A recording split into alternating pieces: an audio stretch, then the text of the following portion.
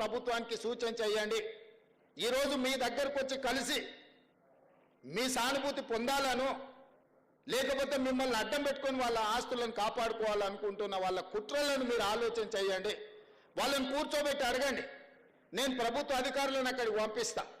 అక్కడ ఉన్న ఇళ్ళున్న వాళ్ళను, ఇండ్లు కోల్పోతున్న వాళ్ళను, మూసీ రివర్ బెడ్లో ఉన్న వాళ్ళను, మూసీ బఫర్ జోన్లో ఉన్న వాళ్లకు మీరే అధికారులను కూర్చోబెట్టి ఏ నష్టపరిహారం ఇద్దామో సూచన చేయండి.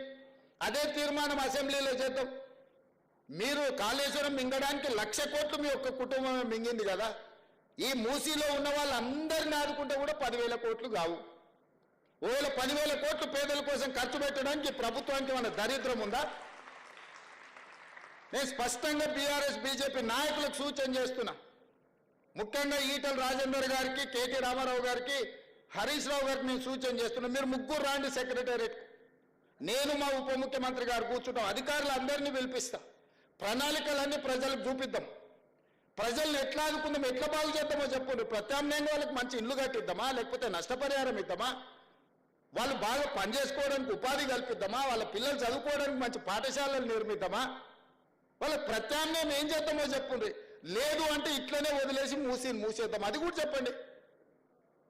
చెరువులు పోయి, కుంటలు పోయి, నాలాలు పోయి, మూసి కూడా పోయిందంటే రేపు అనంతగిరి కొండల్లో నుంచి వచ్చే ఈ వరదను, ఈ ఉప్పెనను ఏ రకంగా హైదరాబాద్ నగరం భరిస్తుందో చెప్పండి. ఇవాళ ఎక్కడైనా 1,200, 1,400 ఫీట్లు బోర్ వేయకుంటే ఎక్కడన్నా నీళ్ళు వస్తున్నాయా? మరి హైదరాబాద్ నగరం మొత్తం కాంక్రీట్ జంగిల్ అయిపోయింది.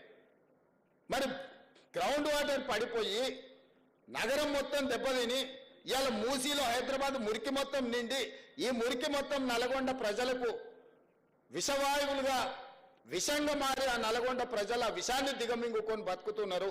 ఏ విధంగా నల్గొండను ఆదుకుందామో మీరు సూచన చేయండి. మా ప్రభుత్వానికి పట్టింపులు లేవు. మా ప్రభుత్వానికి ఎవరి మీదనో కోపం లేదు. మా ప్రభుత్వం ప్రజలకు మేలు చేయాలన్న ఆలోచన తప్ప ఇంకో విధానమే లేదు. అందుకే ఈటల రాజేందర్ గారికి నేను సూచన చేస్తున్నా. సబర్మతి రివర్ ఫ్రంట్ నరేంద్ర మోడీ గారు గుజరాత్లో కట్టుకున్నారు. 64,000 కుటుంబాలను తరలించండు. అందులో 16,000 మందికే నష్టపరిహారం ఇచ్చిండు. నరేంద్ర మోడీ గారు గుజరాత్ను బాగు చేసుకోవడానికి సబర్మతి రివర్ ఫ్రంట్ కడితే ఈటల రాజేందర్ గారు సపోర్ట్ కొడుతున్నారు. మా మోడీ గారు చూడండి గుజరాత్ మోడల్ ఎట్లా డెవలప్ చేసిండని. మరి అదే సబర్మతి రివర్ ఫ్రంట్ అట్లాంటిదే మూసీ రివర్ ఫ్రంట్ హైదరాబాద్లో కట్టుకుంటే రాజేందర్కి వచ్చిన కష్టమేంది, దుఃఖమేంది నాకు అర్థం కాలే. రండి రాజేందర్ గారు, గత ప్రభుత్వంలో జీవోలు ఇచ్చారు. 2019లో మూసీలో ఉన్న ఆక్రమణలు తొలగించాలని జీవో ఇచ్చారు. మీరు అప్పుడు మంత్రే కదా, మీరు ఆ ప్రభుత్వంలో మంత్రే కదా.